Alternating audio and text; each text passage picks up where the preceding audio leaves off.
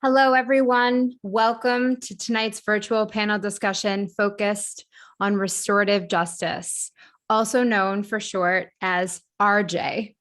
This is the last virtual panel discussion in a series of 7 webinars that we've hosted by Nebraskans for Prison Reform and Stand In for Nebraska. If you missed our previous panels that covered a range of issues related to our criminal justice system, you can find the video links for them all on NFPR's Facebook page. My name is Dr. Brashani Reece. I'm a public speaker for ending life sentencing, an advocate for restorative justice practices, and I am your facilitator for this evening's discussion. A few logistics. As an attendee, you're not going to be able to turn on your video or your audio, but feel free to utilize the chat window and the Q&A feature, which can be found at the bottom of your screen for any questions that you may have. And if you're experiencing any technical difficulties, please private message our Zoom host, Ashley from Nebraskans for Prison Reform. And you may have also noticed that tonight's conversation is live streaming on Facebook and being recorded, and it will be available for future viewing. Without further ado, it is truly my honor to introduce you to our esteemed panelists for the evening. First up, we have Gregory Winship. Gregory is a restorative justice strategist and training manager with the Center for Conflict Resolution, which is a nonprofit organization in Kansas City, Missouri. His passion is implementing a restorative justice philosophy and bringing RJ programs to prisons, transitional housing units, and reentry centers to transform lives. He earned an MA in restorative justice at the Center for Justice and Peace Building, along with a graduate certificate in nonprofit leadership from Eastern Mennonite University. Greg brings over 30 years of experience in the criminal justice field. And during the past decade, he has worked as a certified mediator, circle facilitator, program trainer, violence prevention advocate, conflict resolution coach, who infuses principles of dignity and restorative justice into the Kansas City community. Additionally, Greg is the president emeritus of a nonprofit called Reaching Out From Within, a self-help group that was started by a lifer at the Lansing Correctional Institution more than 35 years ago. Welcome, Greg. We have with us Jim Jones from the Community Justice Center. Jim is an author, a national public safety speaker, and executive director of the Community Justice Center, a nonprofit restorative justice public safety organization addressing the needs of crime survivors, offenders, and the community. This non-traditional restorative justice approach he created allows survivors a safe venue to express their feelings, at the same time holding people who have done harm accountable while rehabilitating them. Jim has worked in the field of RJ for 28 years and attended the National Victims Assistance Academy at the University of South Carolina and completed the basic and advanced training for RJ trainers with the U.S. Justice Department. He presented his evidence-based RJ Crime Victims Impact Empathy classes at various restorative justice and probation parole conferences around the country. Welcome, Jim. And we have with us Fran Kay. Fran is a retired professor of English and Native American Studies at UNL.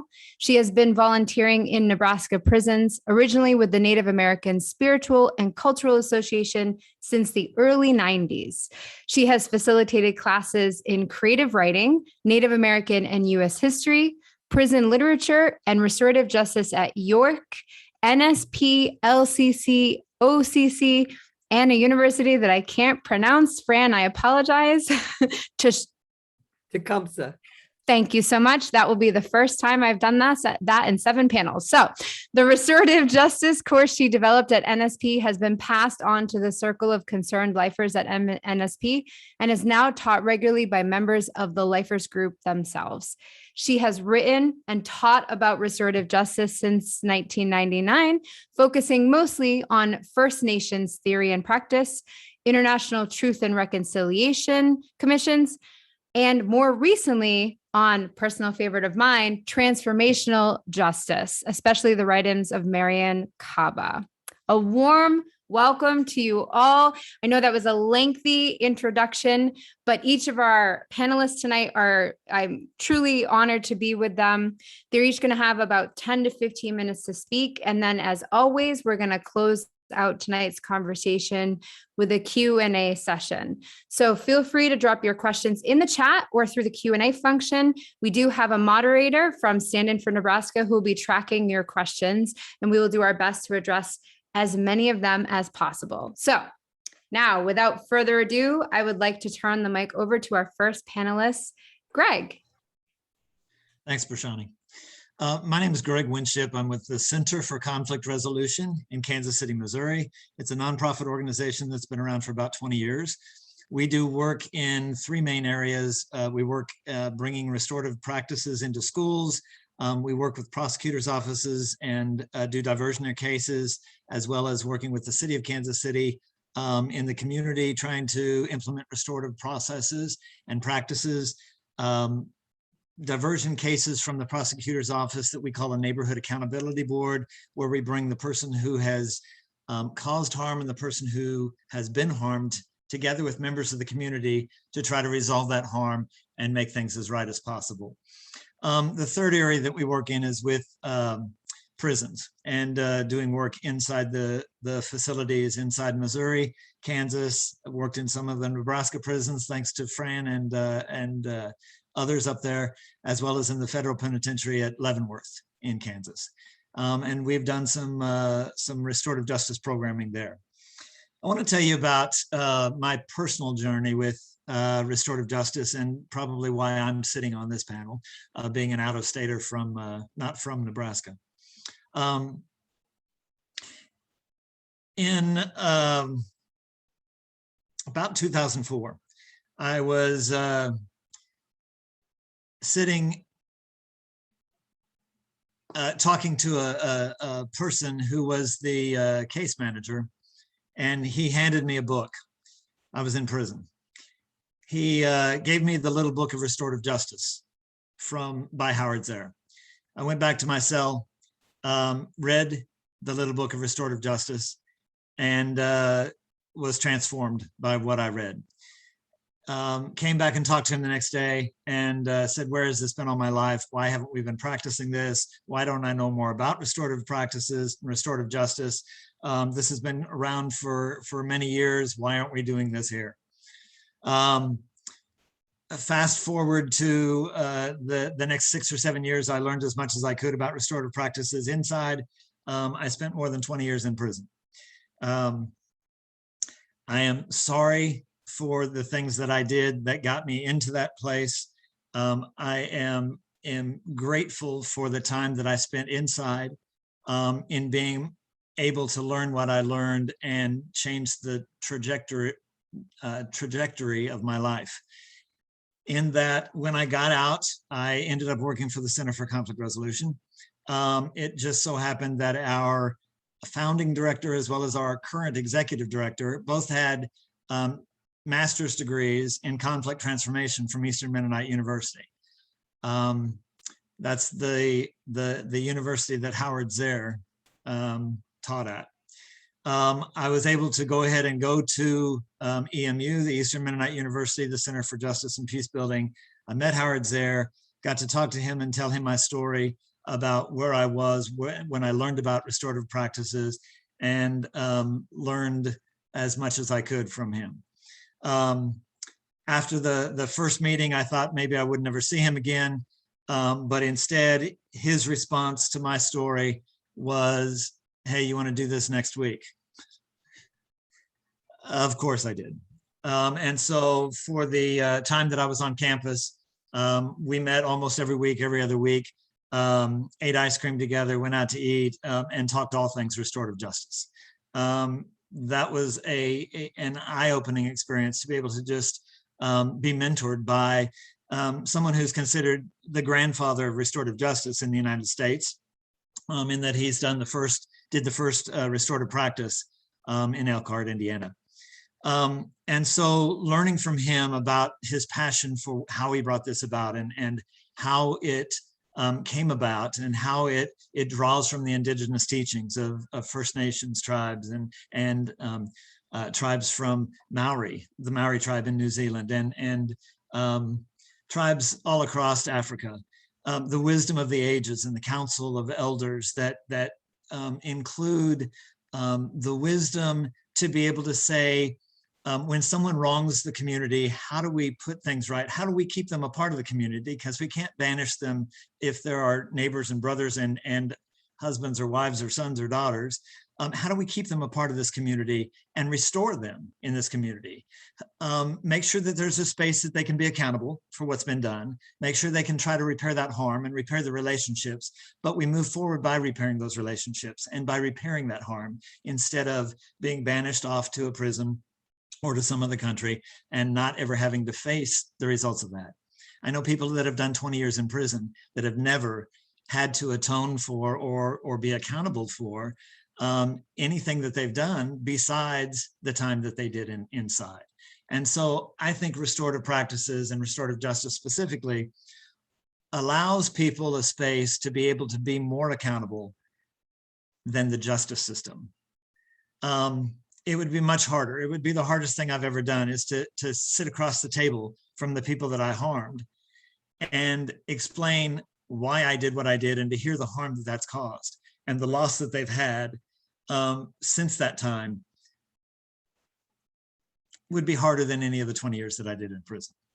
And I would suggest to you that for people who think that RJ is soft on crime or softer than our criminal justice system, that being in some of these, for lack of a better term, victim offender dialogues, or people that have caused harm and people that have been harmed, where we bring them together to mediate, to talk about this, to use these restorative practices. There's some amazing conversations that come out of that. There are some amazing healing that occurs in those situations, in those circumstances. In 2017, I had the opportunity to meet Linda White, who, if you have Googled her or seen her, know from Texas, her daughter was murdered by two teenagers who were high on drugs and drunk at the time.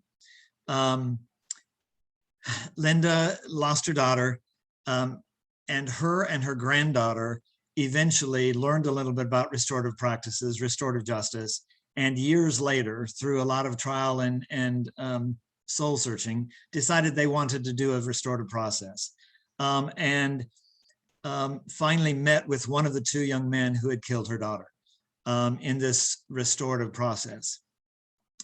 She was able to hear things that only they knew about what happened to her daughter. She was able to gather information that she never would have gotten any other way.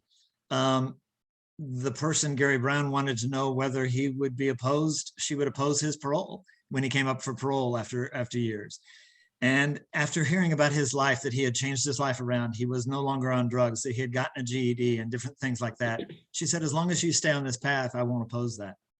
I had just met her in 2017 after she had come from seeing Gary, who had since been out and was out, married, had a family, and was leading a law-abiding life. Talk about the power of restoration and the power of transformation in lives that occurs there, and to hear her testimony was very powerful. She shared that testimony in San Quentin's prison at a restorative justice conference. And so again, touching the lives of men inside, hearing their stories of the lives that were touched is just powerful. So that's what's gotten me on my journey. When I got my master's in restorative justice, Howard Zare was the commencement speaker for my graduation. And we stay in touch for being able to refer cases and to do some of the work of restorative practices in the Midwest for him. But that's kind of my full circle moment in being able to meet him and to be a part of that, and to have the rich understanding and information that he has shared through the years. What have I done with that? With the Center for Conflict Resolution, one of the things that we've done is been working in a minimum security prison for the last 8 years, trying to bring restorative practices into that. So we teach restorative practices, we teach conflict resolution, we teach trauma awareness and resilience in those classes. Once we taught the 12 weeks of classes, the men inside were saying, what do we do now? Well, we go back to our cells and we work in the kitchen and we wait until we get out, and then we go back out in the community and do what? How can we implement this more? So we decided to try to build a restorative reentry community inside the prison, where once they get through these classes, they can begin to learn and live what they've done and what they've learned in the RJ classes. So how do we live restoratively in prisons? If we have to continue to have prisons, how do we make them as restorative as possible? And we borrowed models from the European countries like Germany and Norway, that bring human dignity back into the prisons, that have a process of normalization that says these prisons can be as normal as possible. We want to make prisons as normal as possible on the inside so that the transition is as easy as possible for those on the inside to make, by letting them wear their own clothes, by letting them cook their own food, by letting them associate with the COs that are there, and have a personal relationship with them as well as a professional relationship, where they sit down and play cards or attend classes together or attend meetings together, so that they can all coach and mentor them. And so this is the type of restorative reentry community that we are in the process of building at a place called the Transition Center of Kansas City. We are working with the staff there to be able to build this. We have community partners that are going to come in and offer resources for reentry, but we're bringing all of the resources that people would normally have to wait until they get out of prison to get into the prison, so that they can start that process inside, so that we can begin to have relationships that are restorative inside, so that they can begin to apply for driver's licenses and state IDs and different things like that that they need, and have those by the time they get out. So we can bring University of Missouri at Kansas City programs and classes into the prison, where not only residents but also staff will have classes with residents and students from the university to be able to learn about restorative justice and other topics. So that is our goal, that is our plan, that's what we've been working on, and it kicks off in January of 22.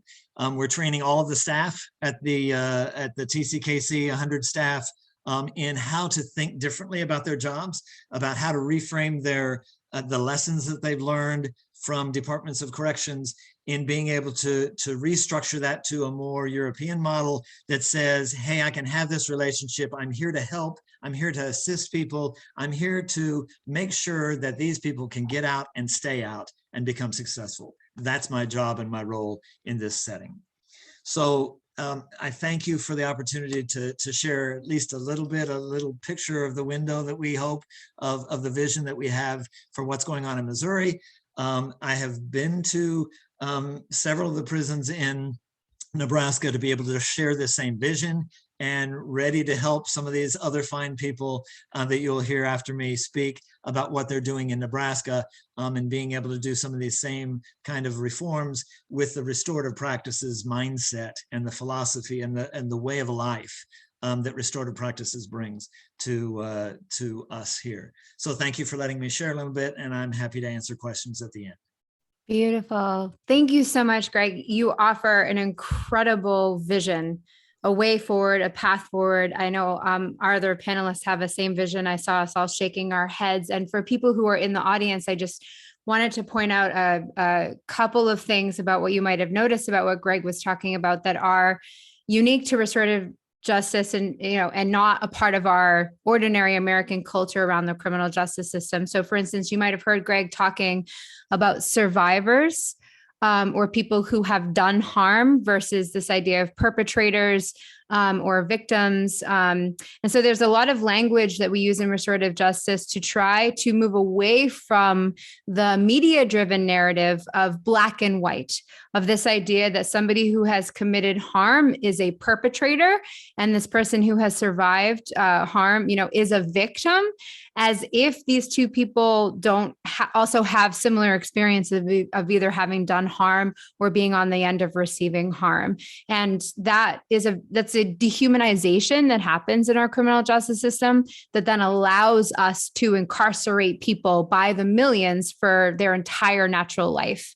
And just sort of quickly on that point, when we talk about correctional officers and we talk about reframing their job, a little anecdote. One of the correctional officers that I got to know over a course of a few years, he finally said to me that the first day he walked in on the job, he wanted to mentor young people. That was actually what his goal was as a correctional officer. And he thought he could come in. He had been a troubled, his own words, troubled youth. And so he thought, well, I didn't get incarcerated, and how lucky was I? And when he showed up on the job, his first day, the very first thing that they did was show him a video of a correctional officer being jumped by about 15 incarcerated people and stabbed to death and killed. And then the people who were showing this video basically said, if you can't stomach this, there's the door. And as you could imagine, every single, shall we say, American male who was sitting in that room was now in that moment going to be like, I can do this. Like, I can stomach this. I'm not afraid. And then we immediately, yes, Jim, I love your reactions, because immediately that sets us up with this us versus them mentality, and this idea that the people who are incarcerated are animals and they're violent and they're dangerous. And this is what's going to happen to you if you were to have any sort of personal relationship or trust them, in any way. So that's enough of my soapbox. Thank you so much, Greg. And Greg, I don't know if you wanted to respond to that really quick, because I saw you came off mute. Yes, just even changing the fact that at TCKC, they're no longer going to use the word offender is monumental, right? Thinking of all the ramifications of that. Now, I haven't made that whole transition in the state of Missouri yet, but at least at one facility where we've agreed not to call the people that residents there offenders. We're going to model it after a college campus and trying to change the narrative of what that looks like, and being students instead of offenders, if you will. And so letting them wear their own clothes, just minor things that we don't think of a lot of times are monumental changes to the departments of correction that we're trying to make. One other point, if I can make it real fast, there was a commission to study the safety of America's prisons in 2006. They put out a report called Confronting Confinement, and one of the 10 top findings was that we needed to change the us versus them mentality in prisons, because it actually made prisons less safe and our communities less safe, because people continued, both the residents and the COs that took it out in the community, took that same mentality out in the community. And so one of the things that we're addressing is, how do we change this narrative of us versus them, and being doing things with them rather than to them or for them, right? Being able to work together, being on the same side. What we want, and what Missouri Department of Corrections or departments of corrections in general want, is successful transitions, right? And so how do we get that? We do that by working together, not by opposing each other. Well said. Thank you so much. And we'll continue the conversation now. I'm going to turn the mic over to Jim Jones. All right.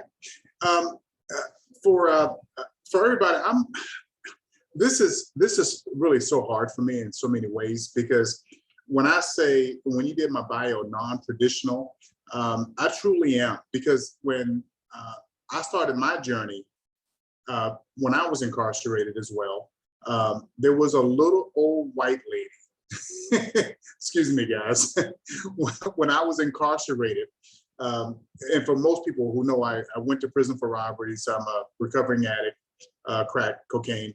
And this lady who told me in prison that I was important, a value, and I belong. I wasn't a throwaway. And she said, Jim, this is how you got here. And she explained what I call now emotional hygiene technique. She says every single addict, alcoholic, ex-offender, when they correct these, when they learn to be emotionally competent or develop their emotional fluency, they don't come back. And you missed it somewhere. And she identified my traumas. She had this is before, way before, you know, ACE course came out. She explained how I was, she really helped me heal, and said, now, since you have the gift, this gift that she gave me, she called it, now is this is your responsibility to pass it on to others. So I only did a 3 to 5 prison sentence, guys. So I only did a short number.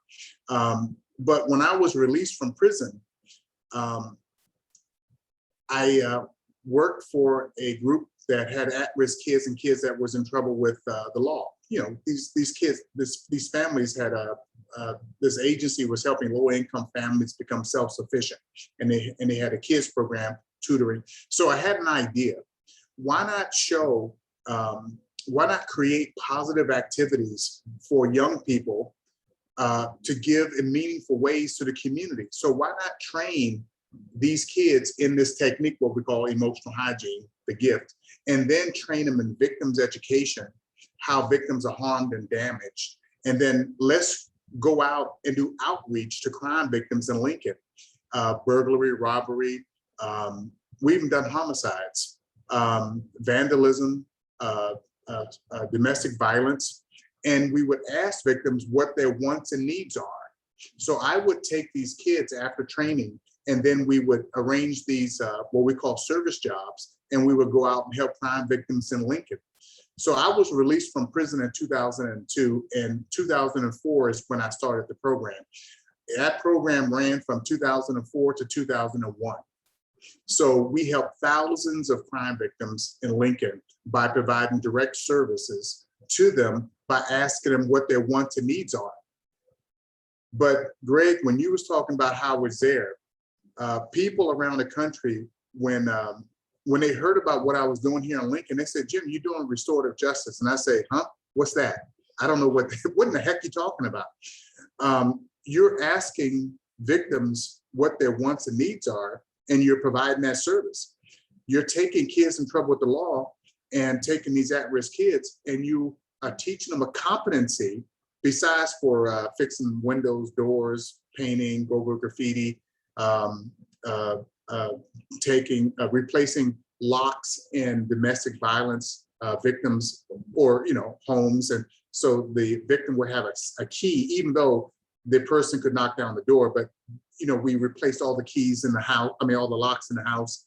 We moved victims from one place to a safe place, domestic, from a safe house to the new apartment. So you were creating these opportunities that was instilling recognizing the victim's needs and addressing it, and also the perpetrators. But what they said, and Howard Zare, Greg, pointed this out to me. He said, Jim, you using surrogacy, because these kids, these and offenders, justice involved individuals. Let's get the language right. These justice involved individuals, when they see what their victims are going through, even though these weren't their direct victims, you're cutting out some of the difficulties with victim offender dialogue. Because when you do personal to personal, you have so many issues to address before you sit them down to work out the conflict or the harm. What you're doing, Jim, you don't have to work through so much personal stuff. You can bring them, a victim and these surrogate victims and the surrogate offenders, together in a short period of time, in a week. So that's how I got into this non-traditional practice of restorative justice in the way I do it. So, and then when Howard Zare and the people from the Justice Department said, Jim, go back to Lincoln and measure how many times these kids gets back in trouble with the law.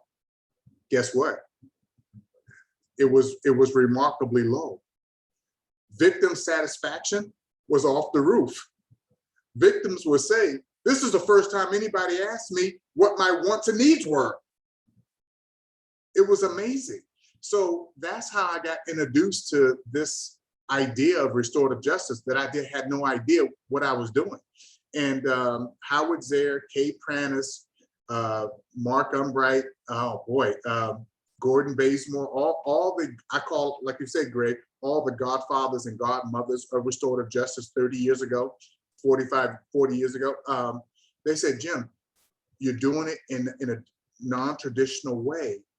Because I love restorative justice when I found out what it really was, but when you do victim offender traditional, victim-centered approach, the way restorative justice takes its form, it's limited because some victims don't want to do it. But at the same time, I have hundreds and, matter of fact, thousands of offenders who want to do it, but would never have the opportunity. So in 2001, ladies and gentlemen, that's when I started the Community Justice Center. I asked the Director of Corrections, Harold Clark, at the time here in Nebraska, could I try it?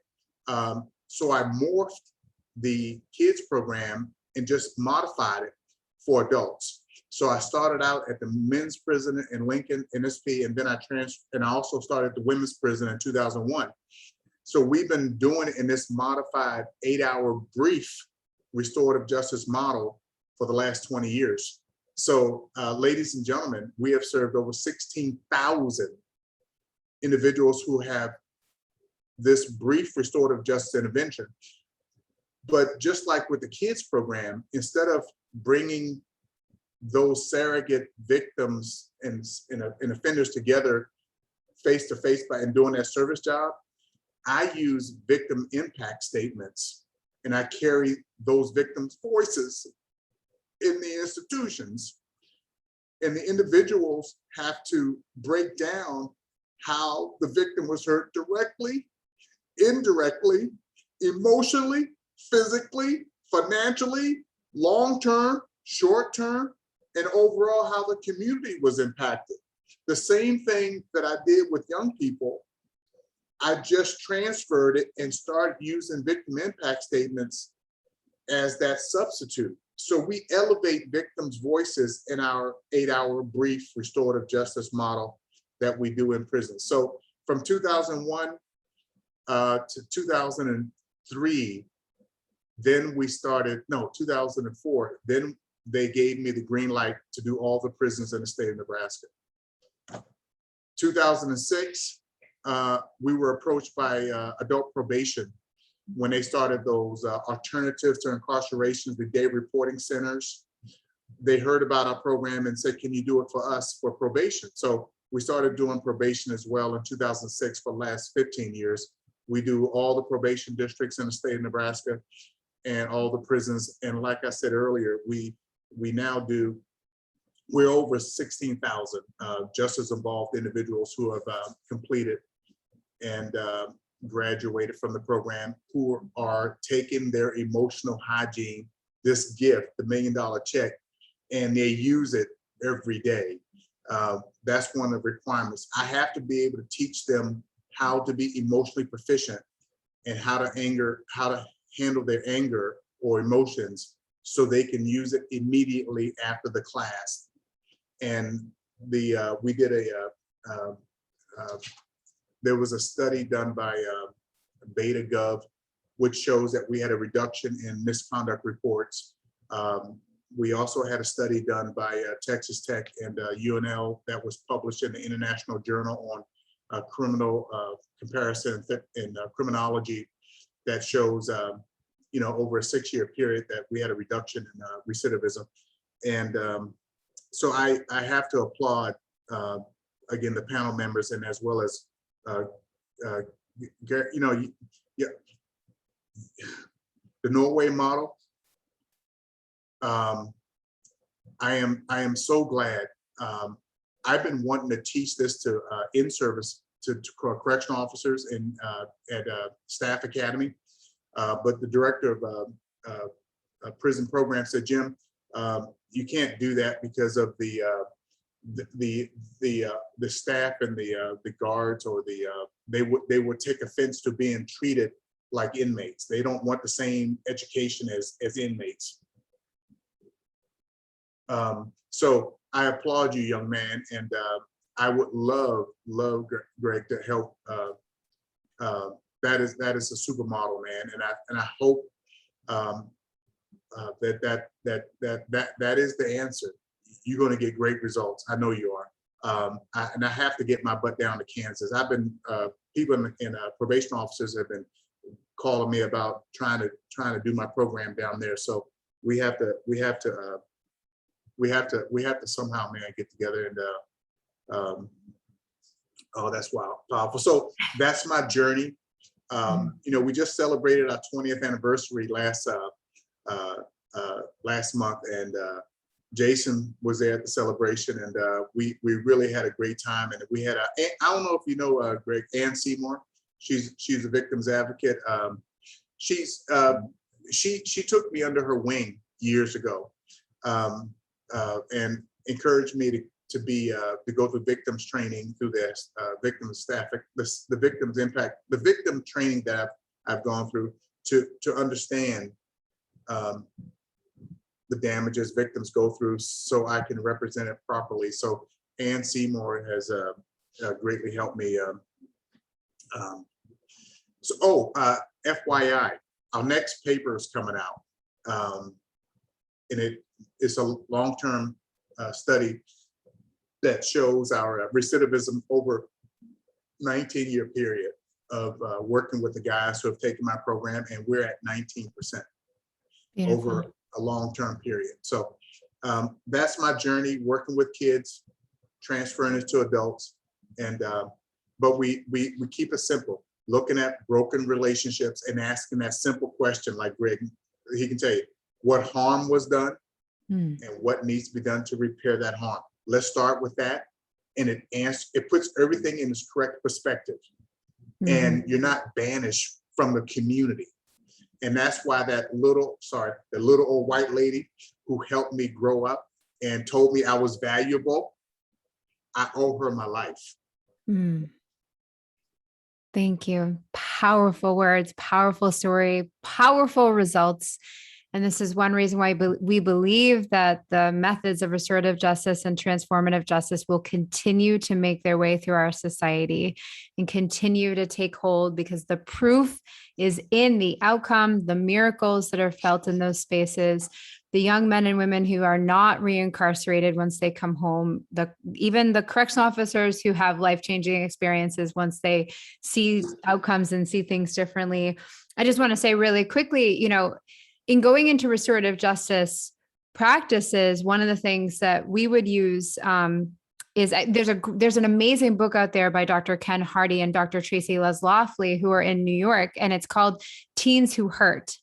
And it's this really amazing model that explains how exactly what you were talking about, Jim, when children's emotions are not, taken care of or processed or sort of walk through a process. And I'll talk a little bit about this when I'm speaking towards the end of the panel about the child psychology piece of this, but essentially we would use Teens Who Hurt as a way to start to give the men and women, who are full grown adults, right, the language to explain some of the hurts that they had experienced as kids they essentially need reparenting. Like at the end of the day, you could summarize it to like reparenting, and they needed help growing up. And I don't mean that in a derogatory way at all. I literally mean that in a genuine, like taking care of one another. And so I'll speak further on that when it gets to my turn, because now, without further ado, I'd love to turn the mic over to Fran K. Okay, I'm Fran. I come at this through a slightly different background. I come at this because I'm a scholar. I came into the prisons because I was a scholar. I was teaching Native American literature, and one of my colleagues in the history department, Susan Miller, said, Fran, you're teaching Native American literature to white kids. What the hell are you doing for the brown kids who are in the prison? Get your ass over there. And I said, okay, I hear you. And so I did. And one thing led to another, and that led to another. And I became more and more involved in criminal justice stuff. But I came across restorative justice in 1999 when I was doing research for background on an article, a scholarly article. I was writing about a novel in Canadian literature, and I came across a discussion paper called Exploring Criminal Justice in the Aboriginal Healing Paradigm by Rupert Ross, who was a Crown attorney, which is like a DA in Northern Ontario, where most of the people that he was seeing were Indigenous people. And he realized that whatever they were doing was not working. Everything that they did was making things worse. So he asked for and got a 2-year leave to study Aboriginal justice practices so that he could do something that actually worked. What a concept. And this is what he came up with. And again, as both Greg and Jim have said, the relational part of it is the big thing. Everything is related. And he talks about how in most native cultures in North America, relationship is the important thing. They're verb-centered languages rather than noun-centered languages. So you can't even really talk about things without talking about relationships. And he says the Western trained scientist sees the plant in the meadow and measures the plant and sees how much water it takes up and what nutrients it does and so on and so forth. The Aboriginally trained scientist looks at the plant and meadow and says, where does this plant grow in relation to other plants? What does it do in relation to other plants? What do other plants do in relation to it? And so he says, so for the European Western trained scientist, it's very easy to study one plant. You can say everything you want to say about daisies, but if you got to talk about daisies in relationship to the 1,000 other plants in the meadow and the change over time, every single year, every single season, forget it. There's no way you can possibly understand daisies. Lost, lost, lost.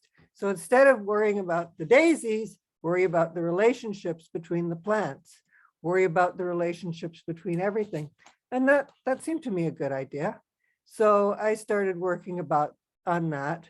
And one of the resources I came across was the Hollow Water Project, which is a small Aboriginal community in Manitoba where child abuse was like, everybody was either being abused or was an abuser. And of course, that's another thing too. Most people who commit violence first experienced violence as victims. They didn't just grow up one day and start hitting people. They saw that hitting first. And so this community decided, this is not working. We don't want to live this way. And they managed to develop a way of dealing with it. I sent the URL for this film. It's made by the National Film Board of Canada, and you can watch it free. And I sent it to Ashley, so she's going to send it out afterwards. It's a really appalling thing because it's about child sexual abuse. And I've never watched it without everybody sort of going, oh, but it's very powerful because it takes probably the most taboo thing in our society and makes it solvable, makes it understandable, makes it not about hating people. And I find that so different from, say, sex offender registries, which do almost nothing but harm to everybody involved. So I began working on that sort of thing quite a bit. And the lifers group at NSP formed, I'm not exactly sure when, but about 2015 or 2016, must have been 2016. And I became an advisor to that because I knew a lot of the guys, because I hung around with guys in prison and they were my friends. And I'd been teaching about this stuff in my classes. And one of my students said to me one time, no offense, Professor K, but your friends are different from the friends of our other professors. And I thought, yeah, good. So my friends in the lifers group wanted some kind of a project that they could do that they could then bring to the whole prison. And so several of us who were involved as volunteers said, here's an idea. And my idea was, let's do something about restorative justice. And they decided, particularly Mike Anderson, for those of you who know him, that this was a real good idea and that we should do it. So I called up another one of my friends who was a university professor, and of course was also teaching in the prisons and had lots of good ideas. And we decided we'd put something together. So we put a trial class together and we tried presenting that. And that was real interesting because we did have corrections people sitting in on it. And you know what's really sad? I think there were 4 corrections officers who sat in on some part of that. And not a single one of them was still working for the department a year and a half later. One was fired, I don't know what for. One left corrections completely. One took a job in another state, and I can't remember if I even know what happened to the other one. But I thought, rats, that's not the way we wanted this to work out. But we revised the course. Another friend came and she had worked with AVP and had a lot of really good teaching in prison ideas. And so we completely revamped the course. We did it again and mostly we liked it. And then we did it again to change the things that we didn't like so much. And then we left and we said, okay, guys, your course, have fun, bye. Tell us how it's going.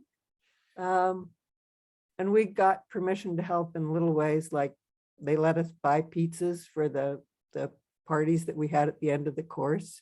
So I'd get a request, would you buy some more pizzas? Sure, we'll buy some more pizzas. So that course was going along swimmingly until COVID kind of messed up with it. Meanwhile, some of the guys in Tecumseh wanted to do it down there. So we went through 7-step and we pioneered the course down there. And some people wanted more sort of hands-on type stuff. And I told them they needed to talk to you, Jim. I don't know if they ever got a hold of you because everything was falling apart with the COVID. Meanwhile, I was getting a little bit worried about restorative justice and its emphasis on the individual, not on the whole society. And this book, The Outside Circle, is a graphic novel based on an anti-gang group that works in a prison in Edmonton, Alberta, with young gang members to bring them back to a traditional Aboriginal way of seeing things and to develop their own kind of restorative justice in there. But what I really like about this is that it emphasizes the relationship, not just between individuals, but the relationship among society and how things like the Indian Act, I don't know if you can see this picture very well, but it's a tattoo. And when the guy is initiated into the gang, this shows in blood from his tattoo all of the things in the society. So the 1890 Act for the Better Protection of Lands and Property of Indians, which of course wasn't. Gradual Civilization Act, which of course wasn't. The Indians were the ones who were civilized and it didn't deal with the white people, which was a big mistake. All of these different things. And then the residential schools in the 60s scoop. And I realized how much better this was than what I'd been doing in the restorative justice, because although we talked about things like the international stuff, we talked about the Truth and Reconciliation Commissions in Rwanda and Canada particularly, we weren't really talking as much about conditions inside society. There's also a graphic novel of the classic book in American criminology, Race to Incarcerate. And it has some wonderful graphics in it. And we'd used that, some of the graphics in the class. We had a lot of trouble with that because it depicts violence. And so we first were told we couldn't use it because it was too violent. We said, excuse me, you can't stop violence if you can't talk about violence. It just doesn't work that way, guys. It does not work that way. You got to let us do this book. Trust me, I know. Oh. Well, all right. So we started using that, and particularly for the white guys, that was such a revelation. They had not understood this. So then I realized that if we were going to do restorative justice, we had to look at American society. And so I started teaching, and it's been completely ruined by COVID, a course in American history for men in prison, where we talked about race, structural racism, all the things that we're being told we can't do in school now, and how important they were, and pointing out all kinds of things. Because I come from a Native American background, I was not just doing black and white, but was doing all the races and talking about, I mean, nobody knows that 1 week before he signed the Emancipation Proclamation, Lincoln signed off on the largest mass hanging in American history of 38 Native guys up in Minnesota, some who turn out to be relatives of my adopted family. So it's really kind of close. We talked about stuff like that. And we talked about that. And one of my guys said, I hate reading all these stories about people who look like me doing horrible things to people who are me. And I said, yeah, that's exactly how racism works. It divides the people who should be together. But we don't get around that unless we talk about this. So that's what we were doing when we lost our class. But I think that that's an important part of restorative justice that frequently tends to get left out, which is why I really like transformative justice. And this is another book. You know, you invite an academic on, and what are you going to get? Books, books, more books. So this is Mariam Kaba, who is one of the founders or spokespeople of transformative justice. Restorative justice works within the quote unquote justice system or criminal legal system that we have now. Transformative justice is about transforming the whole society so that we don't have to do this. And I want to give a little dumb story here. I don't know if this story is true. This story was told to me by a guy in NSP. We were talking about problems with probation and parole and POs who were just too much gotcha instead of this is how you can succeed. And this guy told me this friend of his had been returned to prison. He was out, I don't know if it was on probation or parole. And one of his conditions was that he wasn't supposed to leave the state, which is pretty basic, and he hadn't even really thought about it. And his sister called up and said, hey, guess what? I'm having a surprise birthday party for Mom this afternoon. Can you come? And he said, sure. Not even thinking about it, that he was in Omaha, but his sister lived in Council Bluffs. And he was returned to prison for leaving the state without getting permission from his PO. Now, there may be more to this story. It may just be an urban legend. I don't know, but this is the story I heard. And I've talked to people about the story, and they say, well, he knew what the rules were. He broke the rules. If you break the rules, then nobody has any respect for the law, and everything's anarchy and chaos, and we can't live that way. Transformative justice would say, wait a minute. Was that a smart law? Is it bad for somebody to go see their mom on her birthday? Is that something that you want to put people in prison for? Really? Maybe what brings the law into disrespect is having dumb laws that don't deal with human beings, but just laws. So I think that what restorative justice says, and transformative justice both, is you got to change the society so it's a fit society for human beings to live in, instead of a fit society for laws to live in. And that seemed to me like something that's well worth doing. Amazing. Amazing, Fran. Thank you. Thank you, Fran. That was great. We are in the strange but very privileged position to have Brashani as both a facilitator and a speaker on this panel. So very excited for that. I will, of course, introduce Brashani. I don't expect her to do absolutely everything for me. So Dr. Brashani Reece is the co-founder for DROP LWOP, so Life Without Parole in New England, and she's a public speaker for ending life sentences. She's also a survivor of violence, so which gives her a personal understanding of the justice system in general and restorative justice specifically.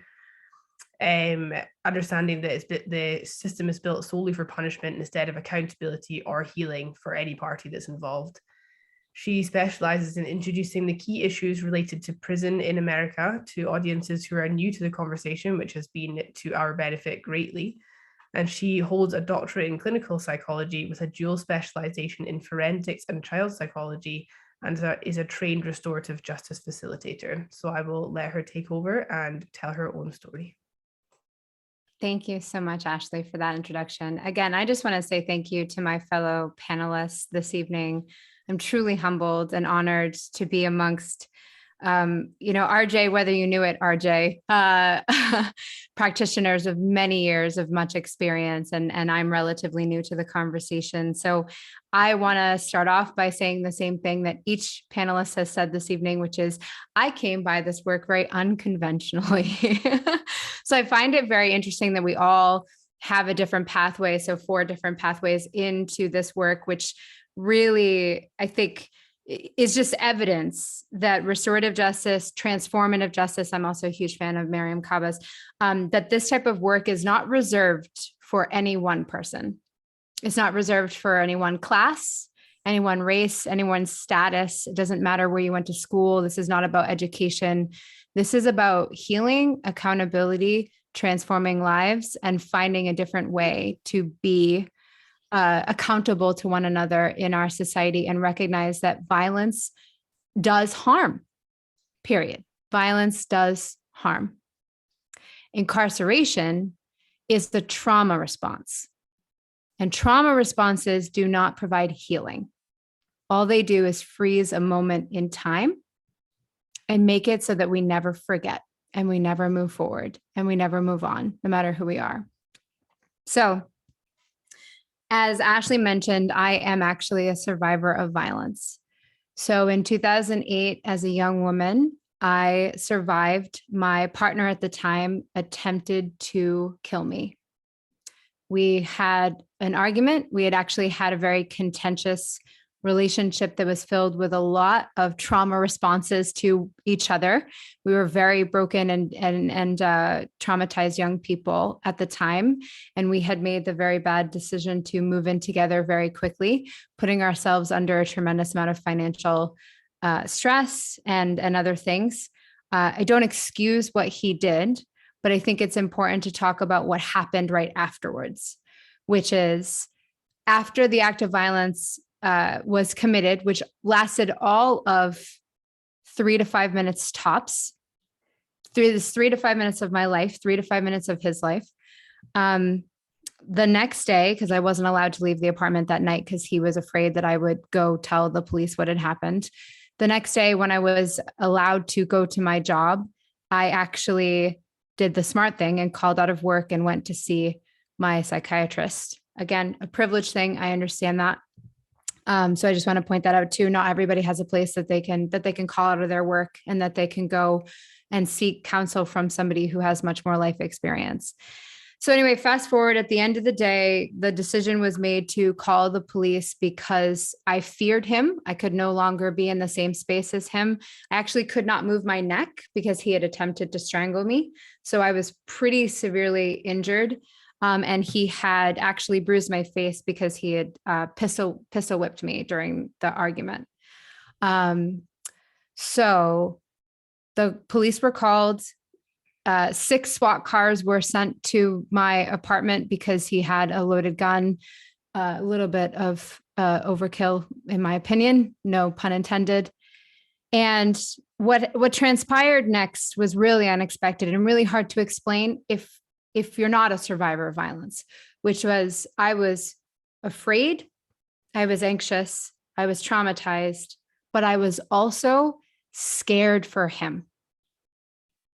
I was deeply, deeply heartbroken. This was my partner of more than a year who I loved and I cared about. And I went from being, living with and waking up to every morning to suddenly he's a ghost, he's gone. And we have this new thing that's happening. And I remember asking the police officer that night where he was being taken so that I could go and visit him. And they looked at me like I was crazy. And they said, "You're not going to visit him. You will never see him again until court, if it ever goes to court."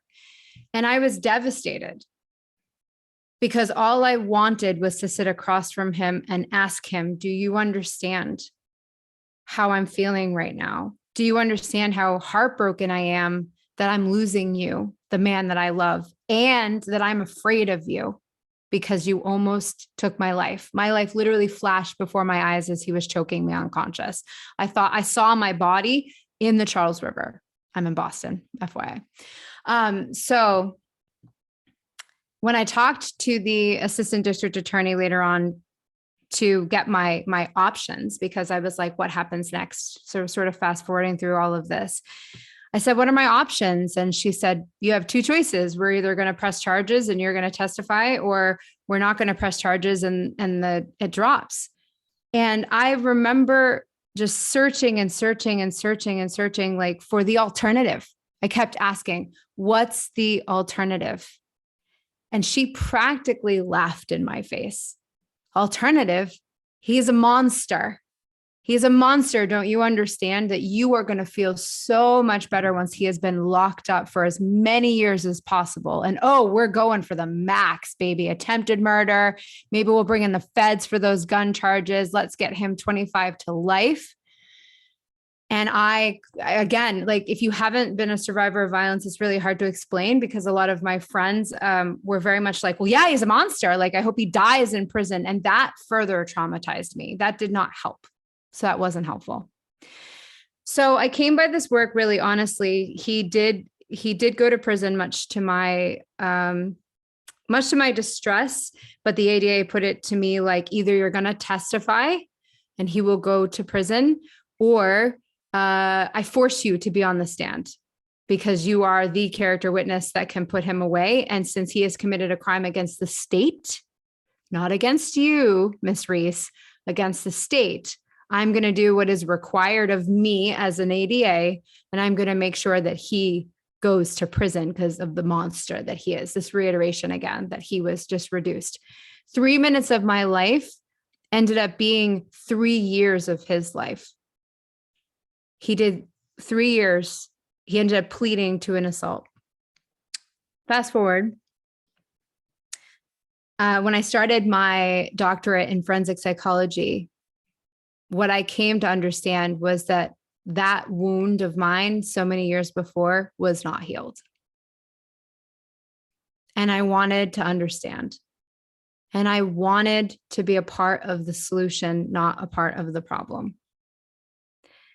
So I want to uplift some names of some restorative justice practitioners who taught me everything that I know, who are still inside the prison fighting for their opportunities to one day be reunited with their communities.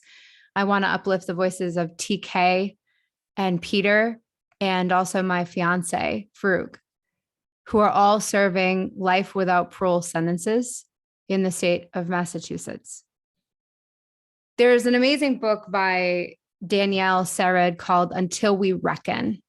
Yes, my fellow panelists are nodding because you know.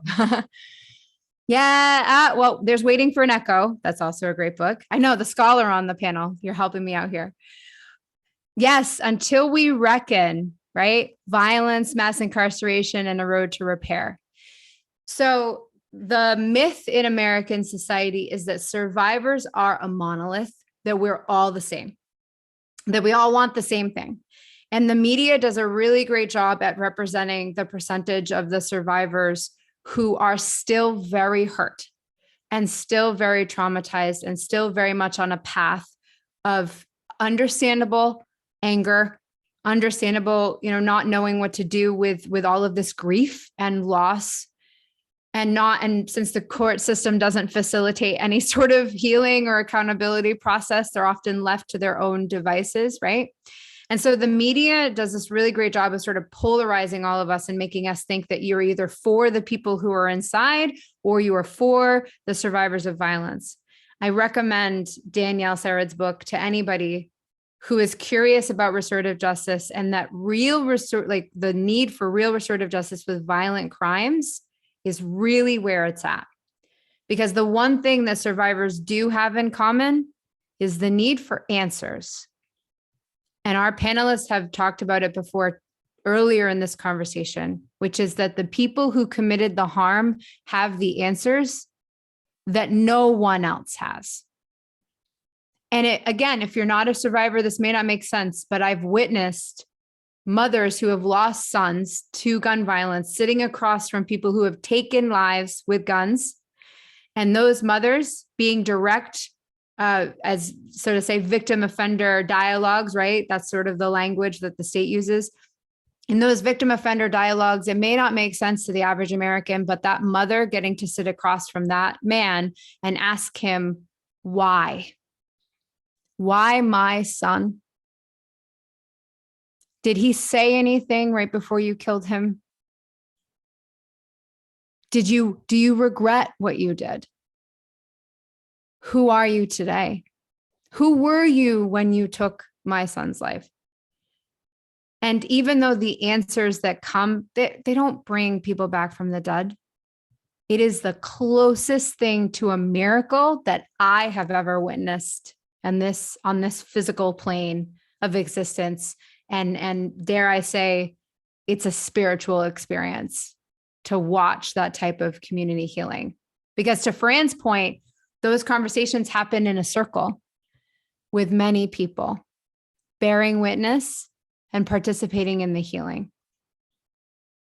Our criminal justice system funnels the people who have been identified as having done harm. And all of us can think of individuals who have not gone to prison who have done a substantial amount of harm. But the criminal justice system is really good at saying, these are the bad guys, and we're going to make them invisible to the rest of the world. So then none of us think about them ever again. But the problem is, with 2.3 million people locked up and 6.5 million families who love those people who are inside, if all of them have one survivor, we're talking more than 2.5 million survivors of violence. Are we going to have the conversation? I challenge all of us to be courageous and brave in how we think about justice. And with that, I will end my diatribe. Thank you all for listening. Thank you, Brashani. That was amazing. Really great to hear the different side of the story as well, from a victim perspective and someone who's been, excuse me, involved in the process. So, yeah, if you don't mind, we'll move to questions. I think there's been none come in the Q&A section itself, and I actually don't know if there's been any. I actually think we're kind of a bit sparse on questions from the audience. So if we maybe just have a discussion amongst the people, if you want to lead that, you're more than welcome to take back over as a much better facilitator than me. Oh, Ashley, you're very kind, but you're doing excellently. I think what I want to ask our three panelists to maybe talk a little bit about is psychology is too clinical of a word, but sort of this idea of reparenting, of like emotional awareness, of really there's every good parent in this country will tell you that they came to know some way or another that punishment does not change behavior. And I feel like as restorative justice facilitators, that's a truth that we have all experienced firsthand and that we live, whether or not we've ever parented a child per se. So I'd love to get the panelists' thoughts about that idea of punishment not changing behavior and emotional awareness development. Greg, you want to jump in since you're off mute? And then Sure. We'll go to Jim and Fran. When I talk about the criminal legal system and compare it with a restorative process, one of the things I share is that in the criminal legal system, we end up, we hurt people who have hurt people to teach them not to hurt people. And that is insanity to me, right? That all that does is teach them how to hurt people better or hurt them more, right? We're continuing this cycle of violence. And so with restorative practices, we look at hurt people hurt people. We've heard that phrase, right? We know that hurt people hurt people. So if hurt people, what they need is healing to be able to stop hurting other people. And that healing has to happen for both the person who's been harmed, who we call the victim, and the person who has caused that harm, the person we call the offender, because both of them are hurting. Both of them have been hurt. And if we heal both of those people, that cycle of violence stops. It doesn't have to continue, right? So as insane as it sounds, the person who has caused harm needs healing the most. Maybe not the most, but equally with the person who has been harmed, who needs healing the most, right, at that moment. So bringing healing, criminal justice says justice equals punishment, as you well said. In restorative justice, I say justice equals healing. Fania Davis is not the originator of this quote, but I quote her because she is a person who has said this, and I can't remember who the original person was, but Fania says, if crime hurts, justice should heal. And I love that quote and think that's real about what we're doing with restorative practices. Well said. Thank you, Greg. Jim, Fran, you want to chime in? Yeah, I think who said that, Greg, is Howard originally. If crime, justice heals. Yeah. So when you talk about transformative justice too, guys, when you look at it, every time I teach a class or one of my trainers teach a class, that it since it always comes up about if we don't validate historical trauma, historical damage to Native Americans, the natives, we actually have to talk about it all because it's built. This system was built this way for a reason, and we know those reasons. So we validate all the historical damage that has been done, and then we bring it all the way up to current their offenses and where some of that's coming from. But I don't know if I'm just impatient, but when I'm doing this type of work, I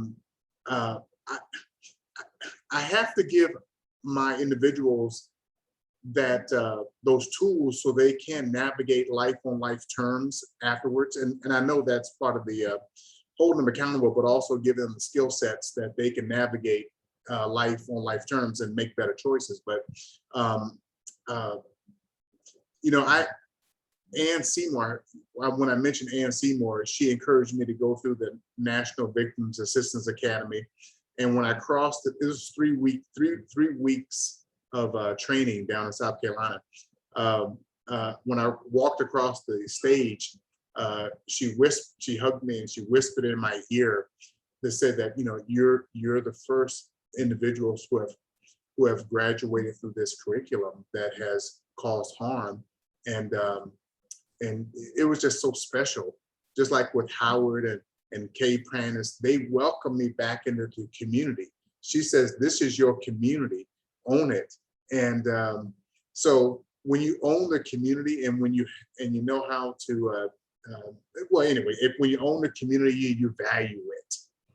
We have a tendency to create these monsters to justify the prison system, the mass incarceration, nail them, jail them, put their asses away, that fear, but it's just, I get so frustrated, and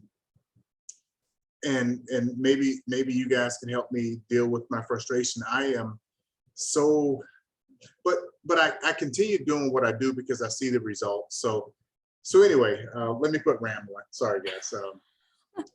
It's just real tough for me sometimes, going on 30 years of this, and it's really tough. It's just really tough. Yeah. But it is changing. Yes. But but that's a huge shout out to all of the shoulders of the people who have come before us, right? These movements to end this work have been going on, like to end prison, incarceration. Really what we're doing is the work of liberation, and the fight for liberation actually, started because we came and took over native lands, right? So we built this land on blood and violence. And then we're really surprised when we brought more blood and violence in with slavery. And then it's like whatever guilt trip complex this country is going through, they're still working through it. And so we are part of the work of trying to work through that, 400 plus years on our land, at least alone, of blood and violence and trauma. So Fran, do you have thoughts for us? And then we'll move to the Q&A. I have a little analogy. I have a really good friend who I taught poetry with at York for a couple of years, and now he's a dog trainer. He trains problem dogs. And, there's several things you can do if your dog poops in the living room. You can kick your dog every time you find that little pile of poop. Your dog still poops in the living room, and furthermore, he's afraid of you, so he bites you every time you come near. That's kind of what the system that we got now. And what Nick says, no. You don't kick your dog. You take your dog and you put him in a kennel, and then after you feed him, you take him outside and you wait until he poops. And if he doesn't poop, you put him back in the kennel and you take him outside and you wait until he poops. And if he finally poops, you jump up and down and say, oh, you're the best doggy in the world. You're such a good doggy. And you scritch his ears and you pet him and you give him a little treat and you just hug him and you say he's the most wonderful dog you've ever seen in your whole entire life. And you know what? Pretty soon that dog stops pooping in the living room and he doesn't bite you. And if we can figure that out with dogs, how come we can't figure it out with people? So I love that analogy because it ties into the child psychology that is incredibly relevant here. I know I keep bringing up kids, but it's so relevant here, right? So when we're parenting children, and I'm not a parent, but as a child psych person, right? When we're parenting like kids, there's this reaction sometimes when children behave and let's say they do something really horribly wrong, right? And parents have this big reaction that it's like, it's a reflection of them, or like, oh my God, how could my child do something like that? Or things like that. When punishment comes into play, all it really does is two things. It makes the child not want to be emotionally close to you. And it teaches the child that secrecy is the way to go. So I've got to hide what I really want to do. I just can't get caught at it. And even worse, it breeds resentment. It breeds rage. It breeds fear. And these are the emotions that are the root causes of violence. When we look at somebody who has committed homicide, as opposed to the media displays of this person as a cold-blooded killer or a monster, when you go back into the histories of these people, you all know, we can see that homicide was years in the making, sometime lifetimes in the making. Okay. Now I'm the one who's ranting. I love talking with all of you. We do have a question actually from Sue that I'd love to get the panelists' thoughts on. So Sue asked, does anyone do restorative justice with families and not just the person who did the harm and the survivor? We encourage when individuals complete our program, and this I think it was by Howard that it's 10 ways to live restoratively. So we actually encourage the participants to share the emotional hygiene technique and how to the language with their family members, so they all speak in the same language.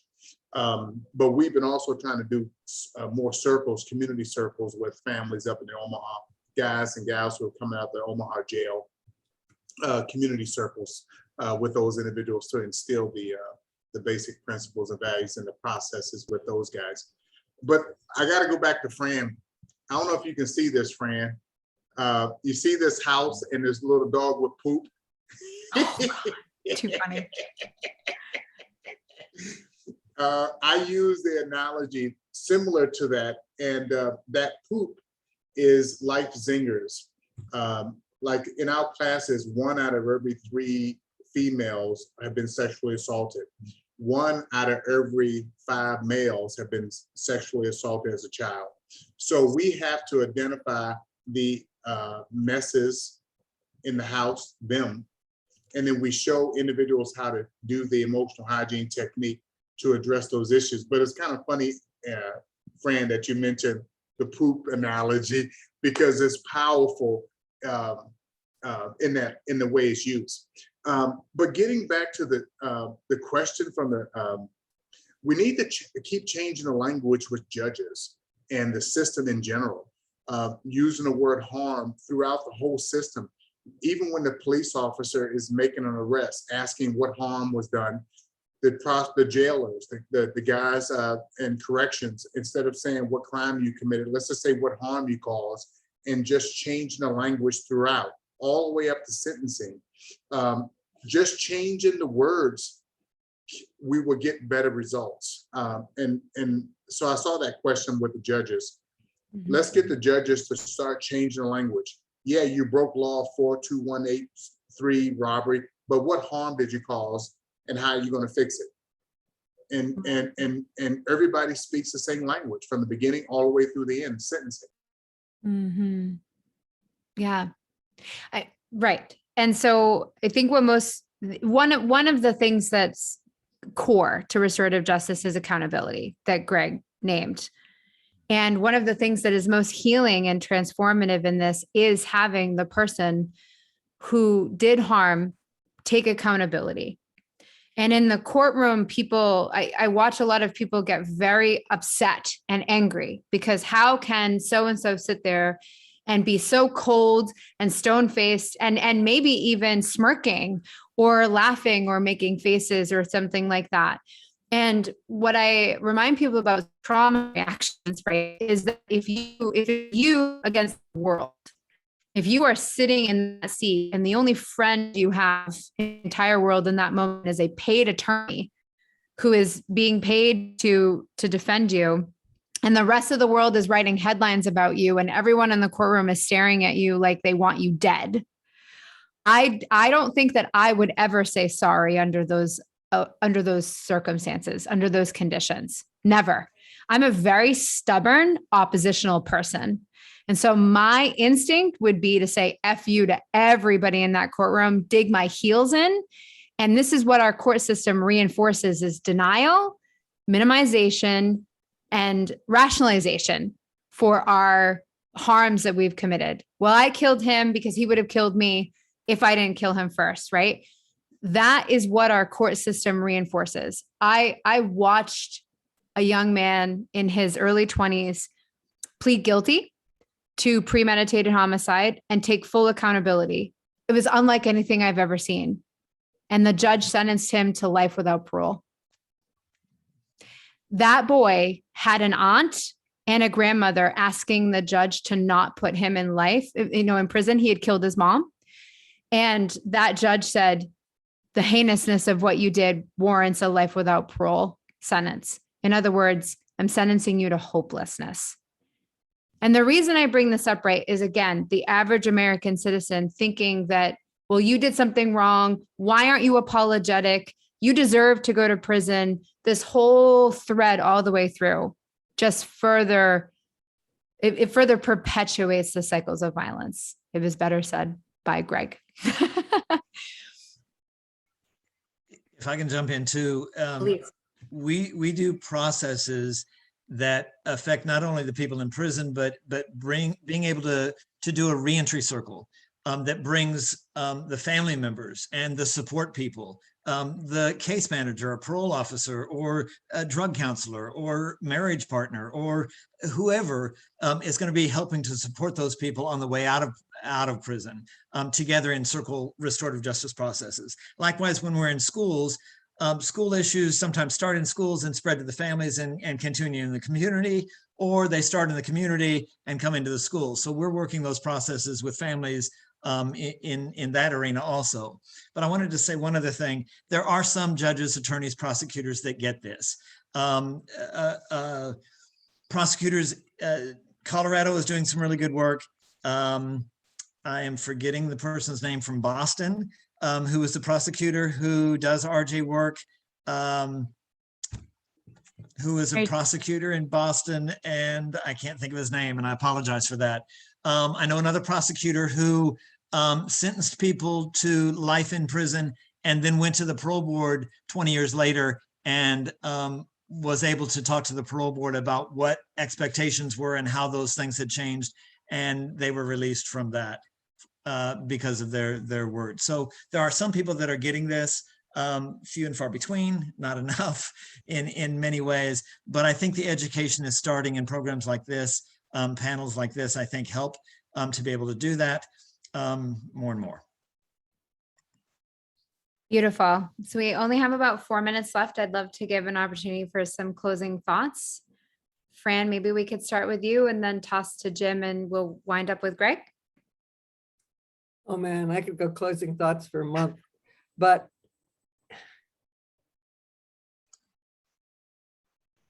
I've been with Nebraskans Against the Death Penalty since it started, which is 1982. And of course, it's always get rid of the death penalty, bring in life without parole. I think all of us on this panel have people we love who are serving life without parole. I can no longer even rhetorically talk about that. In Canada, we have a maximum sentence of 25 years with basically automatic review at 15 years. Canada has half the murder rate of the United States, yet we're almost similar countries. I've lived in Canada and the United States. I'm a citizen of both countries. Guess what? Nebraskans are not 5 times as evil as Canadians. We must stop doing this punitive stuff. It doesn't work. Your dog will poop in the living room and bite you. And we just can't live that way. None of us can afford to live that way. Miriam Kaba talks about the difference between security and safety. Security is having locks on your doors and bars on your windows. Safety is not needing locks on your doors and bars on your windows. We live in a security society. We need to move toward a safety society, and restorative justice and transformative justice are the only ways that I can see to get there. Eloquently said, Fran. Jim? Beautiful. I like to just close with, again, just changing, if we keep changing the language and asking people who are harmed what their wants and needs are. Let's keep it victim centered with the next order of how did you get here and what needs to be done to correct it. And Beautiful. there are so many, and y'all all know, so many valuable people languishing in institutions that could be contributing members and giving back instead of spilling, with billions of dollars that we're spending. It makes, like you say, Fran and Greg, makes no sense. Why do we keep doing it? It's just, Yeah. But there's hope. There's hope. We're getting there. And like you were saying, there's people who are prosecutors and judges who are starting to get it. So we'll keep working on it. Awesome. Thank you, Jim. Greg? Yeah, maybe Danielle Sered said it best. Her 4th step in accountability is not being sorry, but saying sorry, but doing sorry, right? And I think as Fran talked, we need to be more of a verb society instead of a noun society, right? Mimic the ways of the First Nations people and those that get this, that the actions speak much louder than words. There are people that I know in California prisons, in Pennsylvania prisons, in North Carolina prisons, in Missouri and Kansas and Nebraska and Minnesota prisons that I've visited that get this, that could be on this panel and speak more eloquently than I did about restorative practices and restorative justice. There are many people inside that understand this and only need the opportunity to get out, to be able to be a part of panels like this. And my hope is that if they have to stay in, that we'll get them on panels like this so that can be seen. Don't get me started, right? As any of us have said, there's just so much that we could be talking about here that we have talked about, but doing sorry maybe sums it up for me. That is perfect. Well, everyone, we have come to the end of a fabulous evening and a fabulous end to this series hosted by Nebraskans for Prison Reform and Stand In for Nebraska. I just want to give a huge shout out. Thank you, Ashley, Maeve, Jason, for putting these together. Thank you to our esteemed panelists this evening and for all of our attendees. Just remember, the first way that we do change is we talk about it with everyone and anyone. Let us make the people who are behind the walls, who are invisible, visible, and bring them with us in everything that we do. And that will contribute to change. And with that, fare thee well until the next time. Thanks, everyone.